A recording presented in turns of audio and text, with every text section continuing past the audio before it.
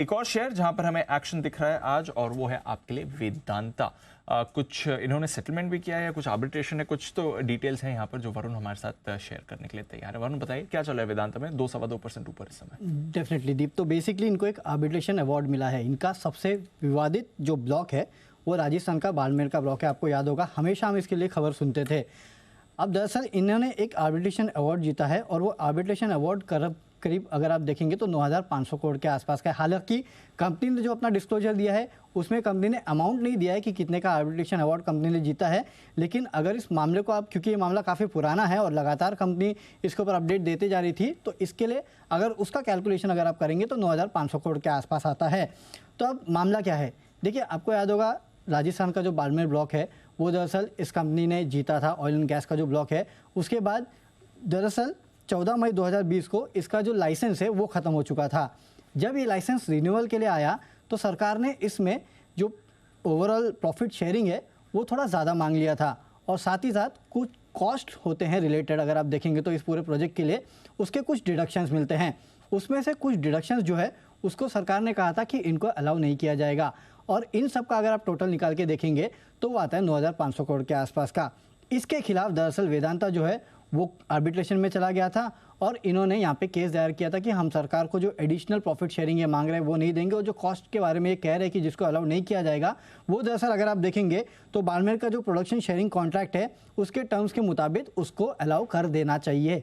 और ये अब आर्बिट्रेशन अवार्ड जो है वो वेदांता के पक्ष में आया है। हालांकि कितना इसको क्वांटिफाई करना थोड़ा मुश्किल इसके लिए, क्योंकि कंपनी को ही पता है कि कंपनी ने इसके पहले कितना अपने बुक्स पे लिया है, कितना नहीं लिया है, इसके लिए अमाउंट बताना थोड़ा मुश्किल है। लेकिन अगर आप इसका कैलकुलेशन करेंगे, जितने भी डिडक्शंस इनको नहीं मिलने वाले थे वो अब मिलेंगे, और जो प्रॉफिट शेयरिंग में इनको कम होगा उसका इम्पैक्ट अगर आप देखेंगे तो मान के चल रहे हैं लोग कि करीब 9,500 करोड़ के आसपास का हो सकता है। और इसके लिए आप देख रहे हैं कि ये खबर वैसे तो आई थी थर्सडे को, थोड़ा बहुत रिएक्शन आपको इसको फ्राइडे में देखने मिला, और थोड़ा बहुत रिएक्शन जो है वो आज देखने मिल रहा है, जहाँ पे 2-2.5% के आसपास की तेजी जो है इस खबर के बाद वेदांता में देखने मिल रही है।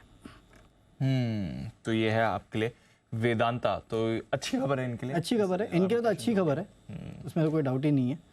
बट उसको क्वांटिफाई करना थोड़ा मुश्किल फिलहाल के टाइम पे है, क्योंकि पता नहीं कंपनी ने अपने अकाउंटिंग में क्या क्या किया है, तो लेट देम ओनली क्वांटिफाई, वो बेटर होगा। चलिए इंतजार करेंगे वेदांता की तरफ से कुछ और क्लैरिफिकेशन, बट स्टॉक पर आपको एक्शन इस समय दिख भी रहा है। एक सचिन जी से चार्ट चेक भी ले लिया जाए। सचिन जी जरा राय दें वेदांता के चार्ट पर। सर मेटल्स वैसे आज अच्छे मूव में है, वेदांता भी 2-2.25% ऊपर है।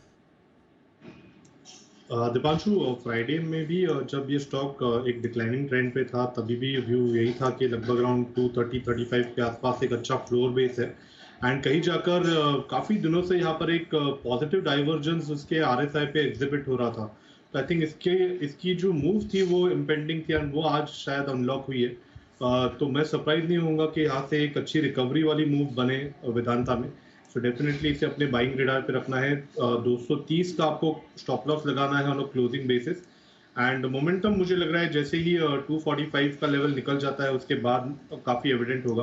तो फिलहाल तो मुझे लग रहा है जो एक डिक्लाइनिंग ट्रेजेक्टरी है वो कहीं जाकर थम चुकी है, एंड एक अच्छा स्विंग बनना चाहिए ऑन द पॉजिटिव साइड। सो जरूर अपने ट्रेडिंग बास्केट में रखें 230 के स्टॉप लॉस के साथ।